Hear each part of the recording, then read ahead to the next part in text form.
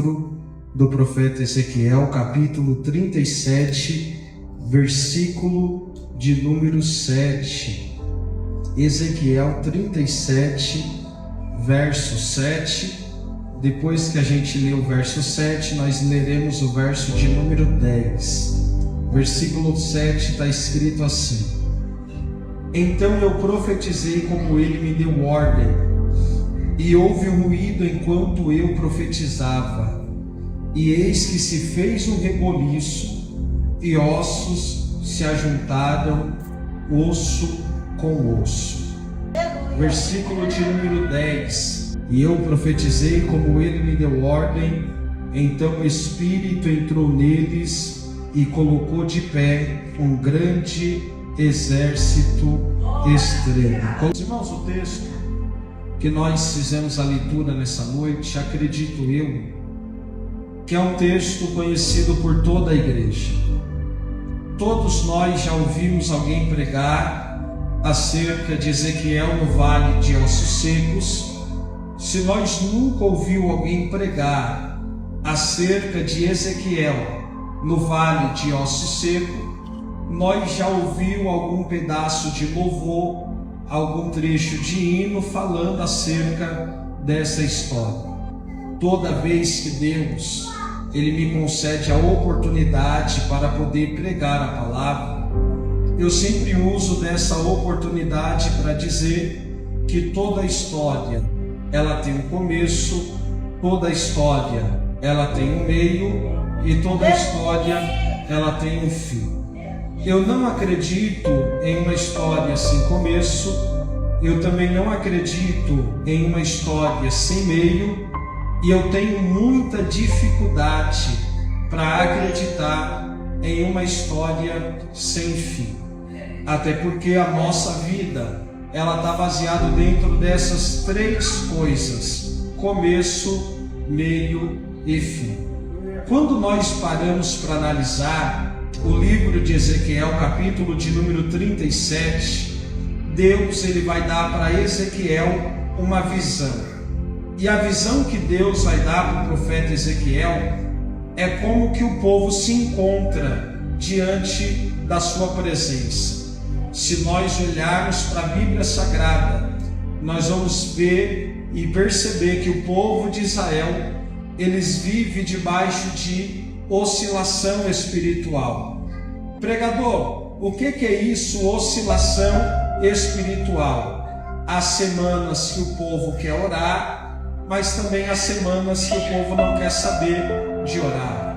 Há semanas que esse povo quer ir até a casa de Deus, mas também há semanas que esse povo não quer ir até a casa de Deus. Há semana que esse povo quer buscar se aproximar, estar perto de Deus, mas também há semanas que esse povo não quer estar perto de Deus. E toda vez que o povo sai do centro da vontade de Deus, nós vamos ver Deus levantando outras nações, levantando outro grupo de pessoas, outro exército, outros reinos, para vir contra o seu povo. Pregador, e qual é o propósito de Deus? Levantar outros reinos, outras nações, outro povo, para vir contra o seu povo. É fazer com que o povo volte para o lugar que nunca deveria ter saído. Então, o propósito de Deus, usar os adversários, é fazer o povo de Israel voltar para o centro da sua vontade. E nós já ouvimos inúmeras vezes falando de Daniel, falando de Jonas, e nós vamos ver que são pessoas que estavam tentando sair do propósito, e Deus criou situações para trazer eles de volta para o propósito. Se nós olharmos para o texto, nós vamos ver que a Babilônia, ela vem crescendo com uma grande potência. A Babilônia não só vem crescendo com uma grande potência, mas a Bíblia diz que a Babilônia ela invade Jerusalém por 3 vezes. Dentre as 3 vezes, que Jerusalém é invadida, vai levar judeus para dentro do cativeiro. Uns serão levados para dentro do cativeiro, outros vão ficar nas margens do rio da Babilônia e alguns vão ficar em Jerusalém. William prova na Bíblia que uns vão para dentro do cativeiro, outros vão ficar nas margens dos rios da Babilônia e outros vão ficar em Jerusalém. Dentre as 3 vezes que Jerusalém é invadida, Deus ele já havia usado o profeta Jeremias para dizer que entregaria ao seu povo ou levantaria a Babilônia para ter domínio sobre os judeus. E esse domínio é um domínio num período de 70 anos. Não é 70 milésimo, não é 70 segundos, não é 70 minutos, não é 70 horas, não é 70 semanas. É 70 anos que esse povo vai ficar debaixo de um jugo, debaixo de uma sentença, escravizado. William, e quem fica em Jerusalém? A Bíblia diz em Neemias capítulo 1, versículo 1 e 2, que Neemias estava em Susá, a fortaleza, quando ele encontra com seu irmão, chamado Anani. A Bíblia diz que Neemias faz uma pergunta, e a pergunta é: Anani, como é que está os nossos irmãos que restaram em Jerusalém? Anani vai olhar para ele e vai dizer: Neemias, aqueles que restaram em Jerusalém estão no desprezo, na miséria, os muros de Jerusalém foram derrubados e as portas da cidade estão em chamas. A Bíblia diz que Neemias, quando ouve a notícia, ele se assenta, ele chora, ele lamenta, mas a Bíblia diz por alguns dias, se assenta, chora e lamenta por alguns dias. Pregador, por que por alguns dias? Porque luta não é para sempre, adversidade não é para sempre, situações difíceis não é para sempre. Neemias diz: quer saber? Levantar-me-ei, vou orar, vou consagrar e eu vou restaurar Jerusalém. Neemias entra num período de oração, ele entra num período de consagração. Capítulo 2, ele se apresenta diante do rei Artaxerxes, e a Bíblia diz que quando ele se apresenta, o rei olha para ele e diz: Neemias, por que é um semblante de tristeza? Nós que estudamos um pouquinho, você sabe disso, que não pode se apresentar diante de um rei com semblante de tristeza. Se apresentar diante do rei com semblante de tristeza era ouvir o rei olhar para os servos e dizer: pega a espada e mata ele, porque diante da minha presença não pode se achegar com semblante de tristeza. Willy, por que Neemias não foi morto? Porque ele orou, ele consagrou a sua vida, e quando o rei olhou para ele, disse: por que está assim? Fala, que eu vou te ouvir. Neemias diz: meu rei, como o Senhor estaria se ouvisse falar que a cidade que foram sepultados teus pais estivesse no desprezo, na miséria, muro derrubado, porta pegando fogo? O que tu faria? O rei olhou para ele e disse: Neemias, quantos dias é necessário você ir para esta cidade e restaurar essa cidade? O rei não só vai liberar Neemias para ir, mas o rei diz: eu vou te dar autorização para você atravessar as fronteiras. Eu não só vou te dar a autorização, mas eu vou ofertar o que for necessário para ver Jerusalém de pé. Eu vou repetir: Neemias está ouvindo do do rei, o que for necessário, eu vou ofertar na sua vida. Se é madeira, eu vou dar madeira. Se é tijolo, eu vou dar tijolo. Mas Jerusalém será restaurada. Esses é os que estão lá na Jerusalém: desprezo, miséria, muro derrubado e portas pegando fogo. Um grupo de pessoas são levados para dentro do cativeiro. Quem é levado, pregador, para dentro do cativeiro? Eu vou citar 4 nomes conhecidos: Daniel, Misael, Azarias e Ananias. Esses e mais alguns homens, eles vão para dentro do cativeiro babilônico. E dentro do cativeiro vão tentar mudar a sua identidade, vão tentar mudar a sua alimentação. Porém, quem é de Jerusalém não vai deixar mudar a identidade. Pregador, como é que é? Estão olhando para Daniel e estão dizendo: a partir de hoje vamos te chamar de Beltesazar. Daniel disse: não, porque eu estou aqui, mas eu não sou daqui. Eu estou aqui, mas eu não sou. Eu sou lá de Jerusalém. Na minha identidade ninguém vai tocar. Daniel, vocês vão ter que comer do manjar do rei. Daniel disse: não vou, eu não vou comer do manjar, não vou beber do vinho, porque eu não sou daqui, eu sou de Jerusalém. Daniel vai até diante de um homem e diz: olha, traz água, traz legume para nós. O homem vai dizer: mas eu não posso. Daniel vai dizer: me dá 10 dias, só para você ver, eu comendo água e legume com os meus amigos e os demais jovens lá na mesa do rei. O homem vai trazer 10 dias de legumes. Sabe o que a Bíblia diz? Que no período de 10 dias que Daniel, Misael, Azarias e Ananias estão comendo legume e bebendo água, o semblante deles é diferente. O semblante deles é de... Porque quem é de Jerusalém é diferente, irmão. Ainda que esteja na Babilônia, quem é de Jerusalém se destaca dentro da Babilônia. Ainda que esteja lá no Egito, quem é de Jerusalém não se corrompe, é diferente. O Senhor está dizendo nessa noite: eu estou te levantando para fazer a diferença. Se prepara, porque aonde você pisar, você será diferente. Aonde você entrar, você será diferente. Aonde você ir, você será diferente. Eu vou profetizar: vai ser diferente na empresa que trabalha, no bairro que mora, na escola que estuda, na faculdade que frequenta. O Senhor está dizendo: você será diferente.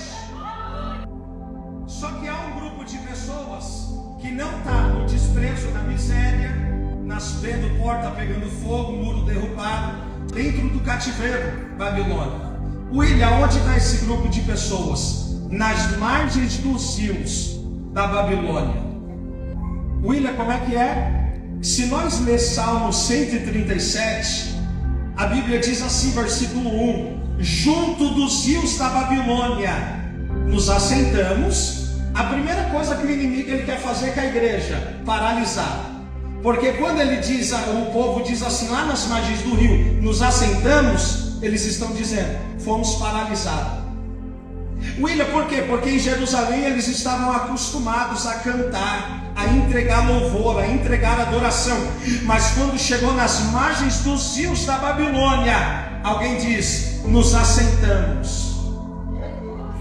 Pregador, o que mais? O texto diz assim, ó: e choramos. Alguém não só foi paralisado, mas alguém começa a chorar.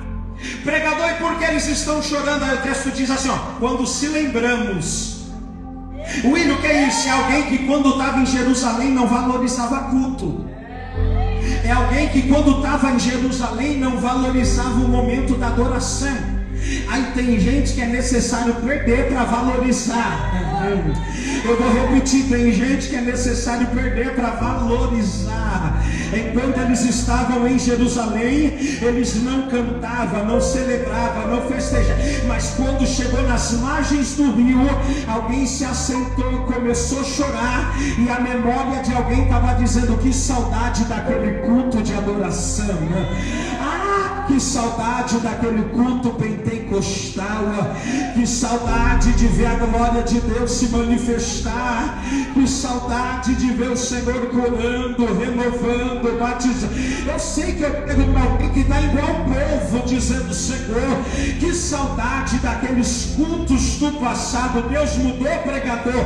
Não, Deus ainda é o mesmo. É a gente que está mudando, é a gente que está enfeitando o Evangelho. Eu posso ser sincero, Evangelho não precisa de enfeite, é só pregar o que está dentro da Bíblia Sagrada, que ainda tem cura, que ainda tem milagre, que ainda tem batismo, que ainda tem salvação. Deus é o mesmo. Alguém está nas margens do rio dizendo: que saudade. O verso 2 de Salmo 137, ali penduramos as nossas harpas. Alguém que pendurou a harpa está dizendo: eu não canto mais, eu não louvo mais. Só que a Bíblia diz que alguém da Babilônia passou, olhou para os judeus e disse assim: ó, canta louvores a Deus agora, porque cantar quando tudo vai bem é fácil. Cantar quando o celeiro está cheio é fácil. Cantar quando está numa porta de emprego boa é fácil. Eu quero ver você cantar louvores a Deus agora. Aí alguém olhou para os babilônios e disse: como eu vou cantar se eu estou em terra estranha? Isso é desculpa de quem não quer adorar. E eu vou repetir: eles vão olhar e dizer: não podemos cantar, a gente está em terra estranha. Isso é desculpa de crente que não quer adorar. Pregador, por quê? Porque eles estão nas margens do rio e está dizendo que não pode cantar. Daniel está dentro do cativeiro e alguém está dizendo: não pode mais orar. E Daniel está dizendo: eu oro de manhã, eu oro à tarde, eu oro à noite. Ninguém vai tocar na minha intimidade com o Senhor. Pregador, como é que é? Daniel, ele está fazendo um ato que foi falado através de Salomão no livro de Crônicas. E o que Salomão disse: Senhor, quando o teu povo pecar e se arrepender e orar voltado para Jerusalém. E tem leitores da Bíblia, quando Daniel entra no seu quarto, não tem uma janela, tem várias janelas, mas ele vai na janela apontada para Jerusalém. E a oração de Daniel é: lembra, Senhor, lembra, Senhor, lembra, Senhor. Pregador, o que você quer dizer? Que os céus marcou essa noite só para dizer para alguém: eu vou levantar Ciro. Não é crente, não vem da linhagem pastoral, não é filho de sacerdote, mas eu vou ungir e vou levantar Ciro para quebrar o cativeiro e vocês voltar para a capital da adoração. Isso daqui surge efeito, pastores, no mundo espiritual. Pregador, por quê? Porque tem alguém que frequenta culto, mas ainda está acorrentado. Tem alguém que frequenta culto e ainda está com os pés e as mãos presas. Tem alguém que frequenta culto que ainda está na cegueira espiritual. Tem gente que frequenta culto e ainda está na surdez espiritual. Mas eu vim com a palavra de Deus. E a palavra de Deus para alguém nessa noite é: eu estou quebrando o cativeiro hoje. Eu vou repetir: eu estou quebrando o cativeiro hoje. Quem parou de cantar vai voltar a cantar.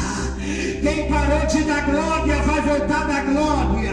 Quem parou de dar aleluia vai voltar a dar aleluia. Quem parou de marchar vai voltar a marchar, porque o general desceu e está dizendo: hoje eu quebro o cativeiro. Só que, irmãos, eu amo a Bíblia.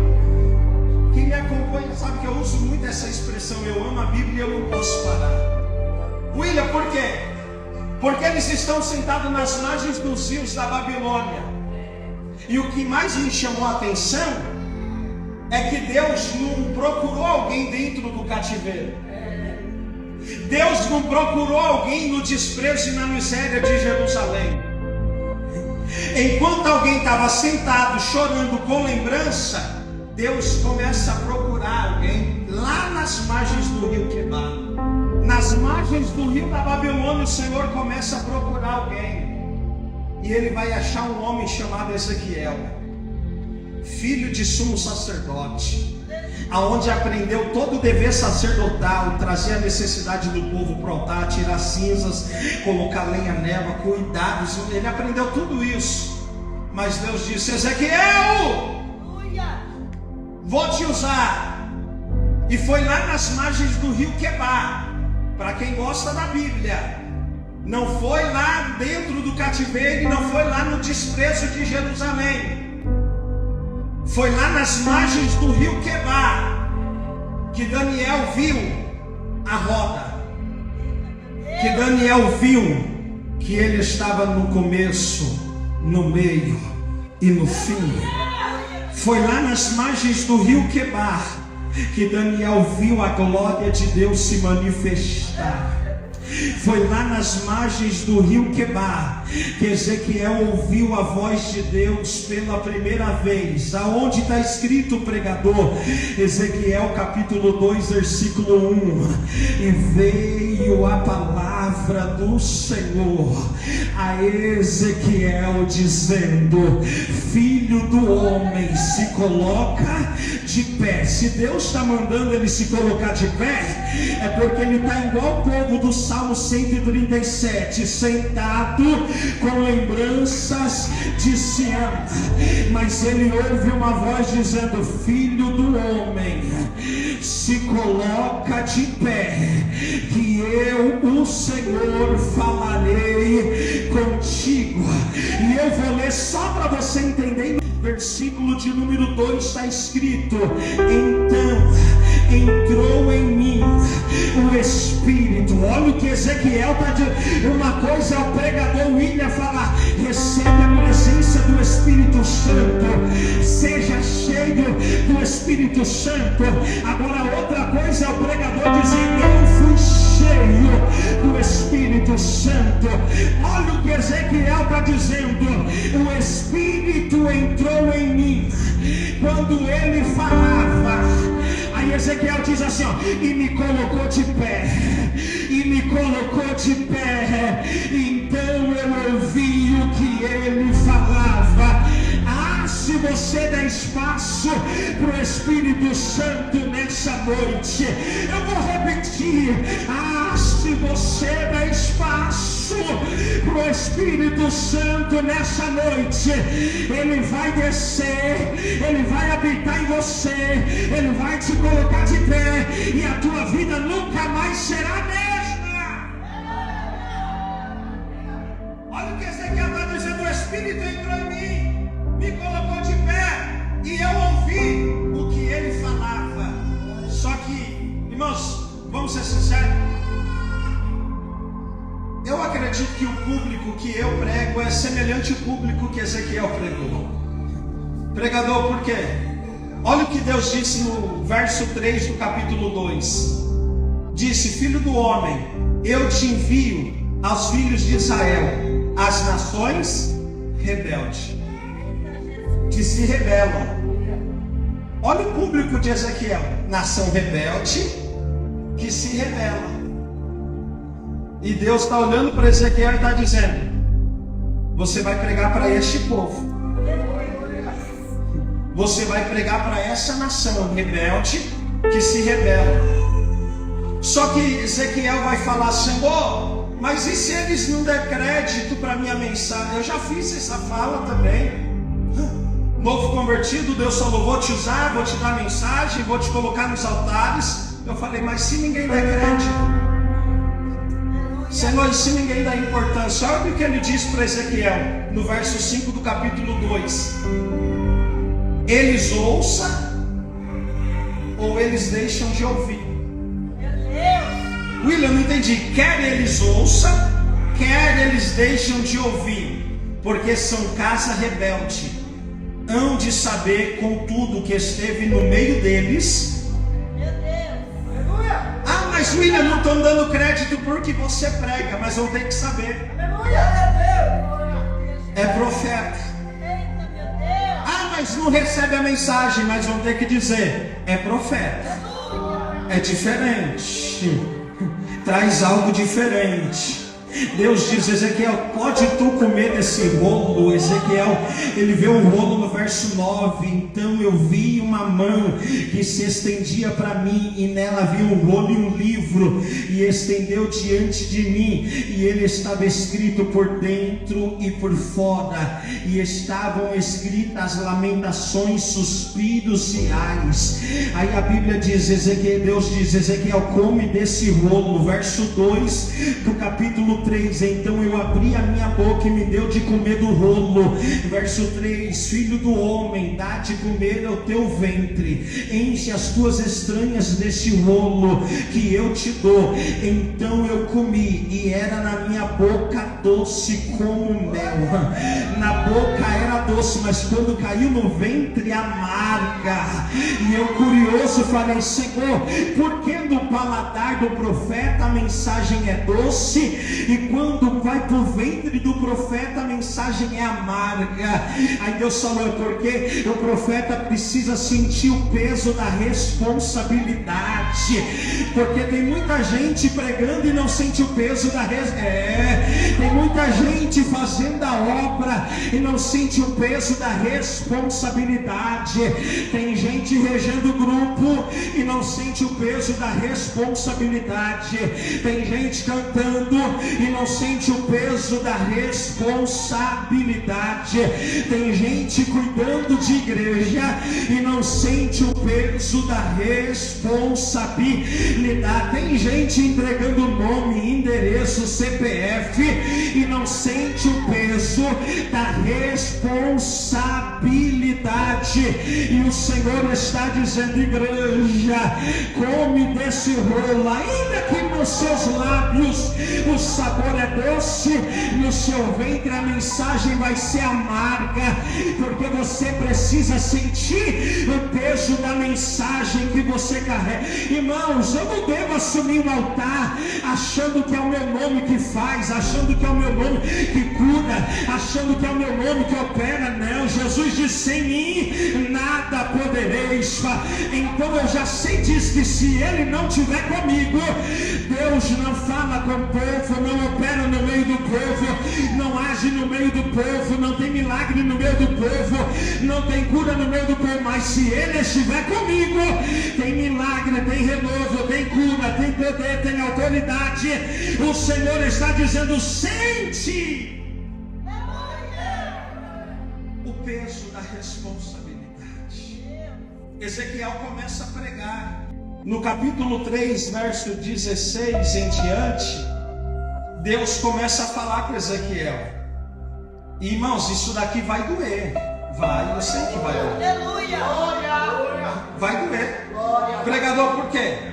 Porque nós temos um costume de ver a pessoa falhar, pecar, entra ano e sai ano, e a pessoa vive no mesmo erro e no mesmo ato do pecado. Aí nós fica assim: vamos orar, vamos apresentar para Deus. Deus sabe. Deus olhou para Ezequiel e disse assim: Ezequiel, se tu vê o povo pecar e não repreender o povo, e o povo morrer no ato do pecado, o sangue do povo será cobrado da sua mão. Olha o que Deus está falando com o povo. Se tu vê o povo pecar e não repreender e morrer no ato do pecado, a culpa é sua. Mas aí Deus disse assim: mas se tu vê o povo pecar e repreender o povo, e eles não aceitar a repreensão e morrer no ato do pecado, eu lavo as tuas mãos. William, eu não entendi. Aí nós ficamos: vamos orar. Deus sabe de tudo, pregador. Tem gente que precisa ser chacoalhado. Tem gente que a gente precisa chegar e falar assim: muda, Jesus está voltando. Porque se Jesus voltar, se estiver assim, você não vai subir. Jesus ama o pecador, mas não ama o ato do pecador. Seja diferente. O Senhor está dizendo: Ezequiel, eis que eu te dou autoridade para repreender o meu povo. Vamos para o capítulo 36. Deus diz assim: Ezequiel, fala para este povo. Senhor, falar o quê? Que eu estou tirando o coração de pedra e estou dando para eles um novo coração de carne. Ezequiel, a além de eu estar tirando o coração de pedra e estar dando para eles um coração de carne, diga para ele que eu colocarei o meu espírito e farei arder os meus estatutos e as minhas palavras e os meus juízos sobre eles. Ezequiel prega para o povo: Deus tira o coração de pedra, dá para eles um novo coração, uma nova oportunidade, um novo momento, uma nova vida, uma nova chance, uma nova esperança, um novo início. Deus dá para o povo uma nova oportunidade de caminhar, de prosseguir, de avançar. Mas quando a gente lê o capítulo 37, o povo que recebeu algo novo no 36 já está com o novo duro de novo no 37. O povo que recebeu de Deus um novo coração, agora no 37 a expressão é que eles estão com o coração sequíssimos. E vamos mergulhar um pouco no capítulo 37, versículo 1: e eis que veio sobre mim a mão do Senhor. Quando eu vejo a expressão e eis que veio sobre mim a mão do Senhor, a primeira coisa que eu aprendo dentro desse texto é que Ezequiel não foi ao vale por vontade própria. Ezequiel não foi ao vale porque ele queria. Ezequiel não foi ao vale porque o vale é lugar de passeio. Ezequiel não foi ao vale porque o vale é show, não. Ele disse: veio a mão do Senhor e me levou. Lembra quando mamãe dizia e ela nos aconselhava dizendo: manda quem pode e obedece quem tem? Eu não quero, mas já que é Deus que está mandando, eu vou. Não é minha vontade, mas já é Deus que está levando, eu vou. Lembra de Mateus capítulo 4, versículo 1: e veio sobre mim o Espírito e me levou para o deserto para ser tentado pelo dia. Você acha que Jesus queria estar no deserto? Não queria, mas o Espírito conduziu ele até o deserto para ser tentado. Ezequiel chegou no meio da situação. Pregador, prova Ezequiel 37, versículo 1: e veio sobre mim a mão do Senhor. Primeira coisa que aprendemos: não foi por vontade própria, só foi porque o Senhor levou. Pregador, e aonde o Senhor colocou ele? A continuidade do verso 1: e me colocou no meio de um vale. O texto mostra que Deus colocou Ezequiel no meio daquela situação. Deus poderia colocar Ezequiel na ponta do vale, Deus poderia colocar Ezequiel na outra ponta do vale, Deus poderia colocar Ezequiel nos cantos do vale, mas o texto diz: me colocou no meio. Pregador, por quê? Porque no meio ele tem visão ampla, ele tem visão ampla, ele tem visão. O Senhor está dizendo: eu não te coloquei no meio dessa prova para você parar, eu não te coloquei no meio dessa luta para você parar, eu não te coloquei no meio dessa situação porque tem gente que entrou questionando a Deus: Senhor, por que a luta, por que o vento, por que a prova, por que está tão difícil? E o Senhor está dizendo: eu te coloquei no meio para mostrar o meu poder nesta situação que você está enfrentando. Ezequiel está no meio da situação. Aí o verso 1 finaliza dizendo que estava cheio de ossos secos, que estava cheio de ossos secos. Porque o texto diz que estava cheio de ossos secos. Deus decidiu mostrar para Ezequiel o nível de espiritualidade de Israel. Eu vou repetir: Deus decidiu mostrar para Ezequiel o nível de espiritualidade de Israel. Quando Ezequiel levantou a cabeça, ele começou a ver um nível de espiritualidade. Já não tinha mais espiritualidade no meio do povo. Você já parou para pensar se nesse dia de hoje, 25 de fevereiro, Deus mostrar o nosso nível de espiritualidade? A pergunta é: como está o seu nível de espiritualidade nessa noite? Como está o teu nível de espiritualidade? Não é ou você levanta a mão só se o pregador pedir, ou você dá glória a Deus só se o pregador pedir. O salmista já dizia: alegrei quando me disseram, vamos à casa, eu já vim alegre. Entenda, eu não critico o pregador que pede para levantar a mão, porque eu faço isso também, tá bom? Para ninguém, o pregador critica os pregadores que pedem para pegar na mão, não, eu faço isso também. Porque, irmãos, é sério. Porque se às vezes a gente, como pregador, não falar, pega na mão do seu irmão, chacoalha ele, levanta a mão dele, dá glória, dá aleluia, é 2h30 de culto fúnebre. Desculpa a minha sinceridade, mas às vezes se nós não fazer isso, o povo consegue vir no culto e não adorar. Eu repito, o povo consegue vir no culto e não adorar. A pergunta é, saiu de casa para quê? Mas pregador, Deus não é surdo. Concordo com você, Deus não é surdo.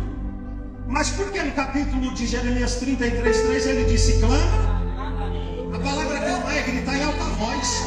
Gritar em alta voz vem de rogar, suplicar e implorar.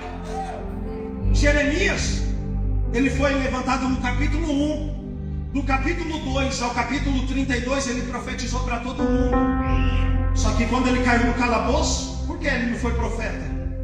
Ele se calou. Aí quando todo mundo abandonou ele, Deus desceu no calabouço e disse, está calado por quê?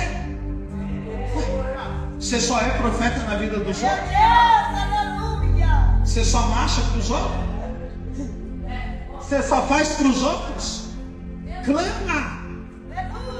E eu posso Pastor Edmar, tem crente que perde para as pedras. Lucas disse que quando eu não clamo as pedras, tem crente que perde para as pedras. A Bíblia diz nos Salmos que os rios batem, tem gente perdendo para os rios. A situação, o nível de espiritualidade horrível. Aí Deus olha para Ezequiel no verso 2, é detalhe do texto. O texto está escrito assim, ó, e me fez andar em volta deles. Então calma aí, Deus não colocou Ezequiel no meio do vale para ficar parado. E me fez andar. Ainda que o momento queira nos paralisar, Deus está dizendo, eu não quero você parado, eu quero você andando. Mas Senhor, o vento quer me parar. Deus está dizendo, eu quero você andando. Mas Senhor, a calúnia quer me parar. Eu quero você andando. Mas a adversidade, eu quero você andando. Ezequiel começa a andar. Aí Deus disse assim, ó, anda em volta deles, não pisa, porque ainda tem esperança. Porque tem profeta que quer pisar em osso. Dói também para os profetas. Não é só para o povo que está no nível de espiritualidade, não. O que tem de profeta pisando em osso dentro da igreja, irmão. Mas Deus vai dar um jeito deles, vai. Deus vai tratar com esses profetas que pisam nos ossos, que machuca os ossos, que fere os ossos. Deus vai tratar com eles, vai sim. Deus vai tratar com o profeta que está enganando os ossos, mentindo para os ossos. O povo, Deus vai tratar com essa raça, irmãos, eu tenho certeza. Ezequiel, anda em volta deles. Aí Ezequiel diz, e eram muito numerosos e estavam sequíssimos, irmão. Quando eu li a expressão sequíssimos, eu vi Deus dizendo, Ezequiel, são muitas pessoas que já não ouvem mais a minha voz. São muitas pessoas que o coração está seco, sem a minha presença. Já vi um cano que não tem circulação de água, fica oco. Deus estava dizendo, Ezequiel, aonde não tem espírito, a oquidão está prevalecendo, está dominando, está tomando conta. Mas Ezequiel, eu vou te fazer uma pergunta e eu quero uma resposta. O profeta diz, Deus, qual é a pergunta que o Senhor vai fazer? Versículo 3, porventura poderão reviver esses ossos? Eu amei isso, pregador, por quê? Porque Deus olhou para o profeta e disse, Ezequiel, poderão reviver esses ossos? Ezequiel disse, Senhor Jeová, tu sabes, Senhor Jeová, tu sabes, Senhor Jeová. isso, Ezequiel reconhece que humanamente eu não posso fazer nada. Eu vou repetir, humanamente eu não posso fazer nada, mas se o Senhor me colocou aqui, tu sabes o que vai acontecer. Eu vou liberar para quem acredita na palavra. Deus vai te usar no meio dessa situação. Você não é osso, tu é profeta, e Deus vai te usar para mudar esse cenário. Ezequiel, como é que é? Senhor, tu sabe. Ezequiel, então profetiza. Sabe o que é isso? Era Deus dizendo: eu não quero você parado e não quero você calado. Eu quero você andando e profetizando. Profetizando e andando, andando e profetizando. Profetizando e andando, andando e profetizando. O Senhor está dizendo para mim: eu não quero você calado. Eu quero você andando, profetizando, profetizando e andando. Vai acontecer algo extraordinário. O nosso maior defeito é deixar situações nos calar. Momentos nos calar. O momento não pode te calar. Olha lá para o momento do Bartimeu, sofrendo. Olha com cara feia: eu não vou adorar mais. Eu não vou mais entregar culto para Deus porque fulano olhou feio. Não, deixa fulano para lá. Se ele não quer, faz você. E sabe o que é o mais triste? É que a gente crente, quando estava no funk, gritava. Quando estava no jogo de futebol, saía do estádio rouco. Aí chega no culto, não tem necessidade para isso, pregador. Quando eu me converti, eu falei: Jesus, quando eu estava lá, eu dei trabalho para o Senhor sendo usado pelo diabo. Agora que eu estou aqui, eu vou dar trabalho para o diabo sendo usado pelo Senhor. Por isso que às vezes eu vejo alguém cantando, eu dou glória, eu levanto a mão, eu salto da cadeira. Às vezes eu faço isso. Por quê? Porque o Senhor não me chamou para ficar dentro de uma igreja paralisar, não. Ele me chamou para ter autoridade. Ele te chamou para ter autoridade. O Senhor está dizendo: Ezequiel, eu quebro a paralisia hoje, eu quebro a mudez na sua vida hoje. A partir de hoje eu quero você andando independente da situação e do momento que você está passando. Ezequiel, eu quero te ver andando e profetizando, porque milagre vai acontecer. Olha o verso 4. Então me disse: profetiza sobre esses ossos. Aí Ezequiel começa a profetizar. Pregador, e qual é a profecia? Ezequiel começa a andar e dizer: ossos secos, ouve. O cenário é de sequidão, escassez, inércia. Inércia é algo que não se move, mas tem palavra. Olha o que ele está dizendo: ossos secos, ouve a palavra. E nós somos um povo inteligente. Ezequiel não está dando uma ordem para o maior osso. Ezequiel está dando a ordem para o menor osso, que é esse bem pequenininho aqui, por nome de estribo. É o bem pequenininho. E pode ver que na vida, o pequeno sempre está escondido pelos mais grandes. Quer ver? Vai derrubar uma casa.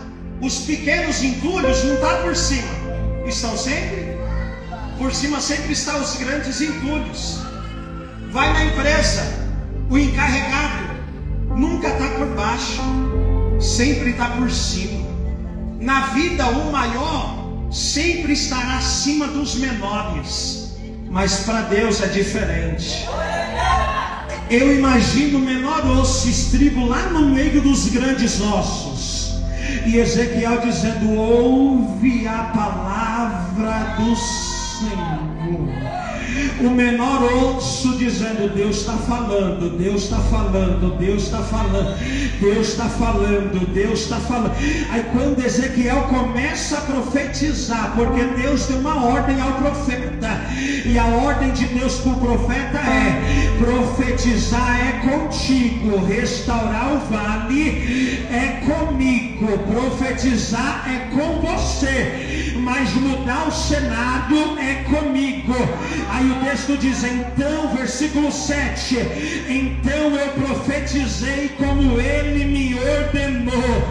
William, o que é isso? Obediência muda cenário. Ezequiel percebe que de boca fechada o cenário não muda, de braço cruzado o cenário não muda, de boca calada o cenário não muda. Aí ele começa a profetizar, porque obediência muda cenário. Eu vou repetir: obediência muda cenário. Ele começa a dizer: ossos secos, ouve a palavra do Senhor, vírgula. Aí depois da vírgula está escrito: e houve um ruído enquanto eu profetizava. Enquanto Ezequiel estava calado, não se ouvia ruído.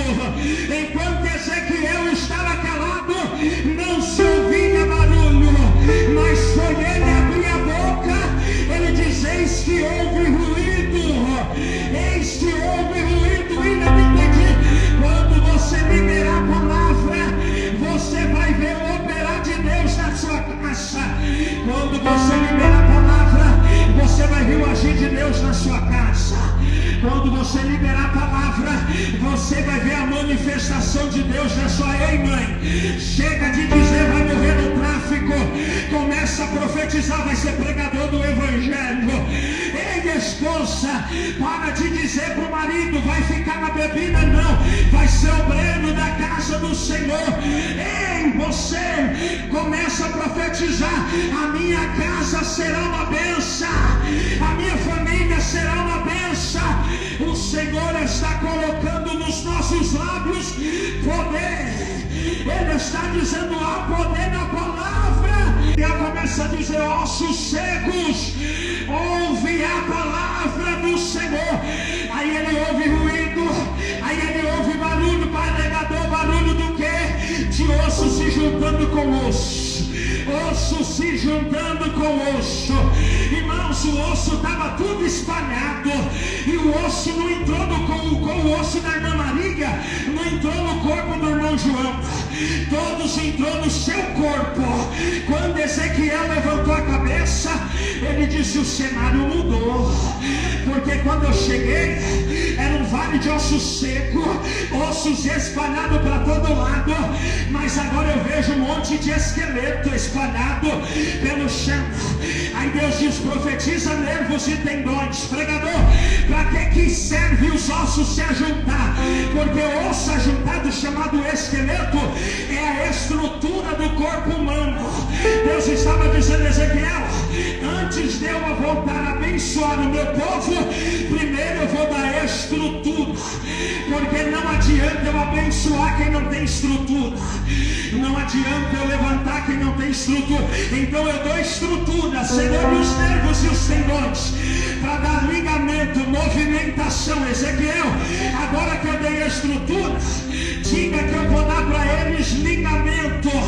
Eles vão voltar a se movimentar. Senhor, tá bom, cresceu nervo. Quando Ezequiel olhou, era esqueleto, nervos e tendões.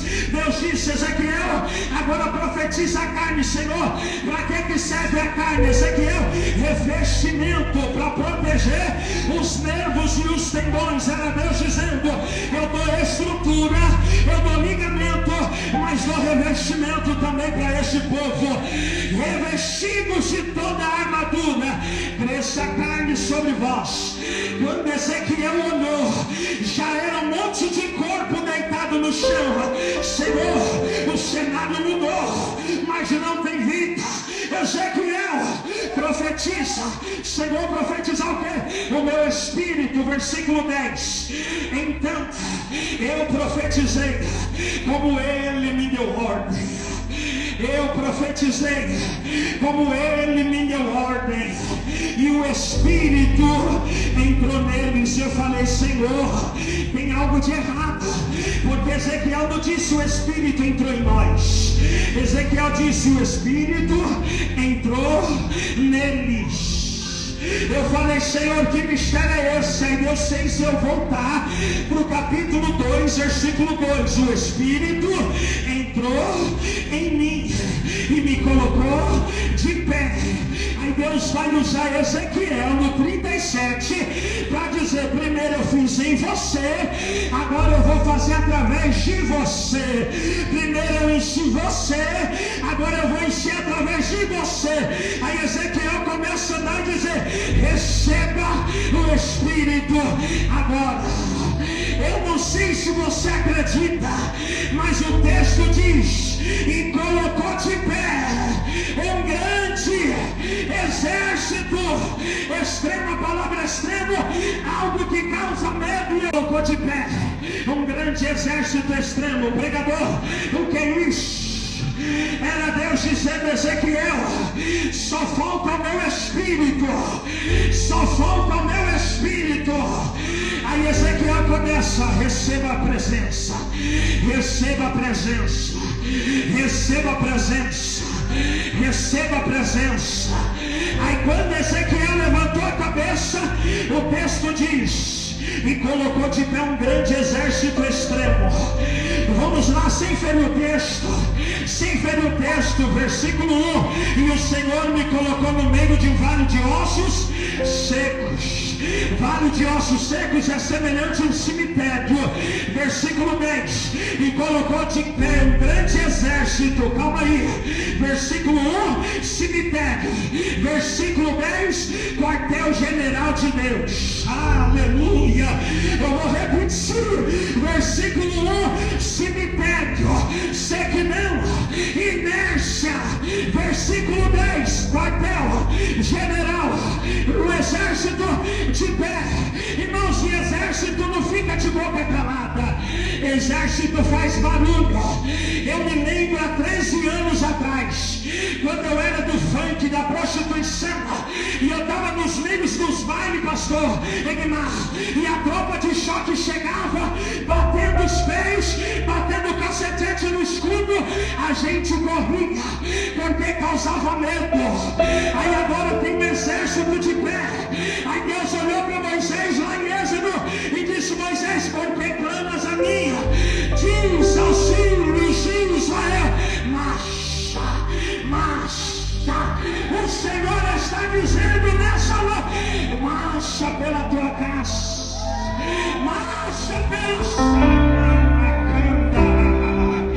marcha pelos teus.